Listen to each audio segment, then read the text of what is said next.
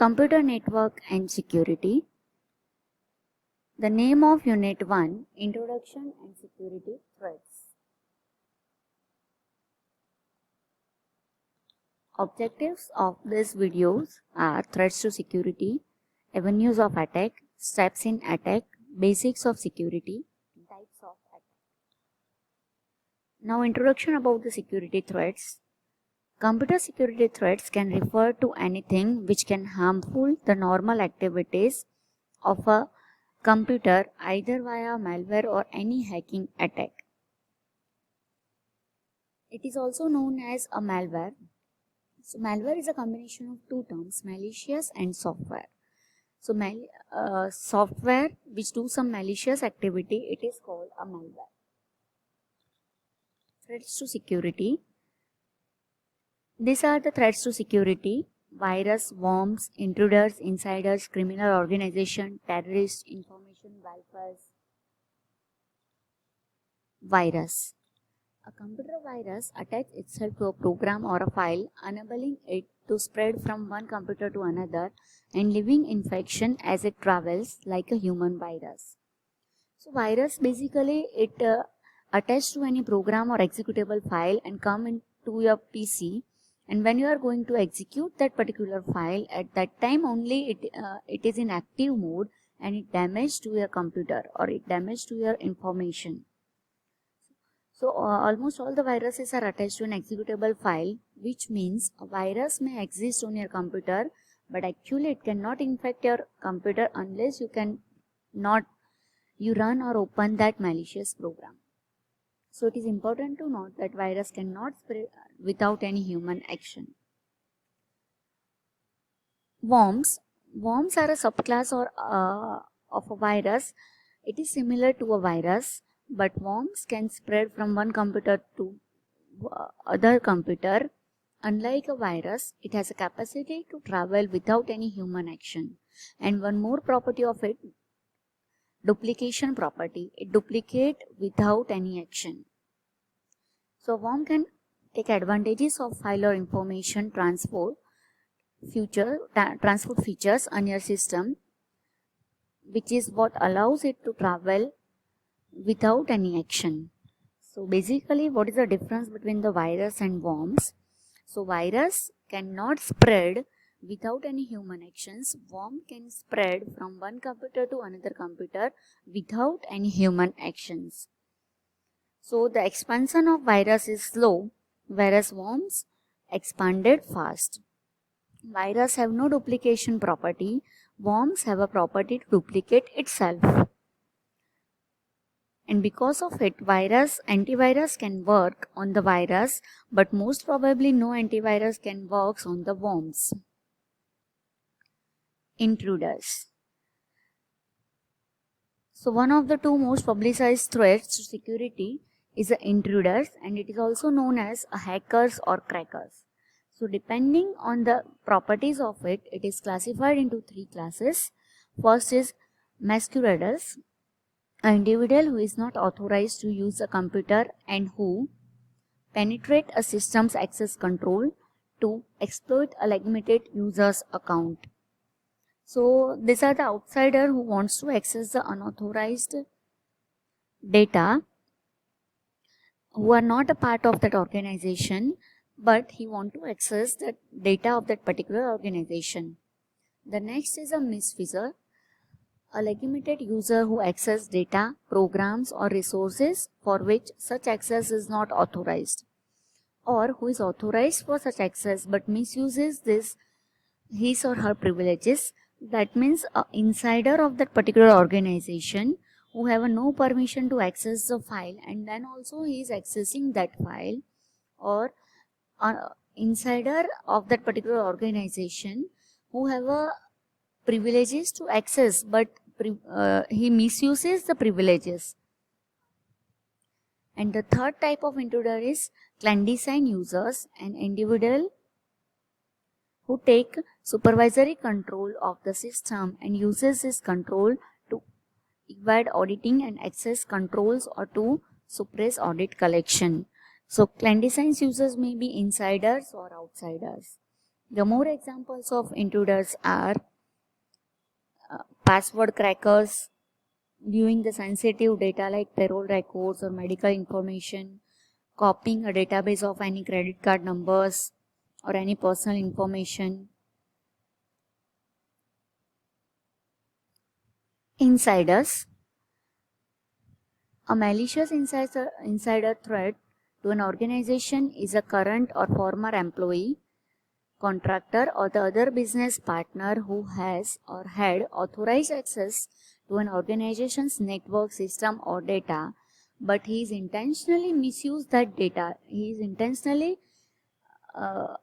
misusing the access of that access in a manner that negatively affect the confidentiality, integrity, or availability of that particular system.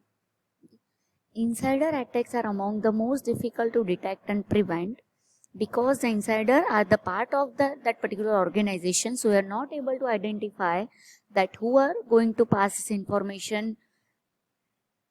Employees already have access and knowledge about the structure of that particular corporate database, and they know all the things about the organization and just going to misuse that particular access.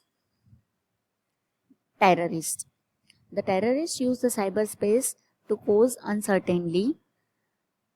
They, for their own reasons, are struggling against state authorities and governments and use all the available means to achieve their own aim.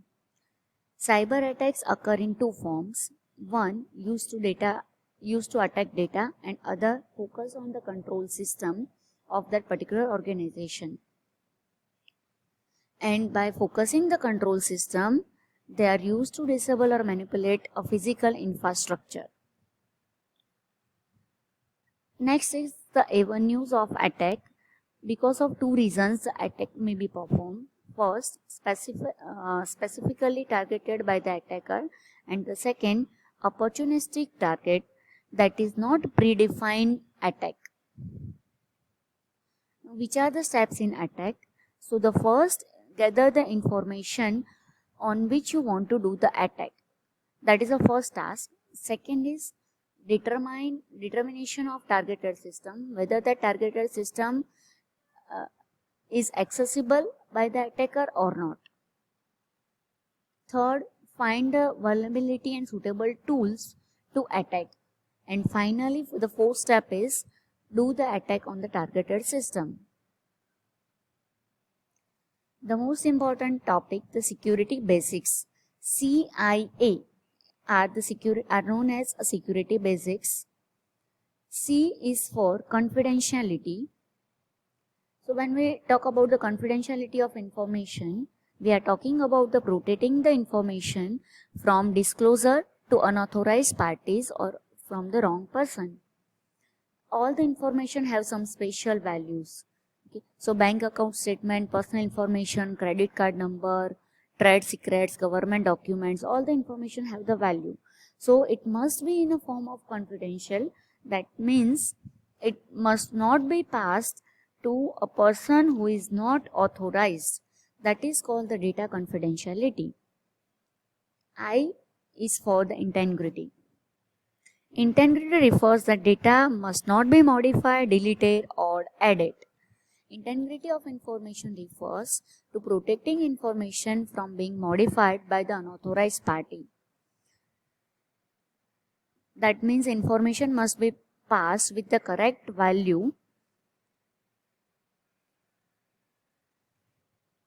A is for the availability.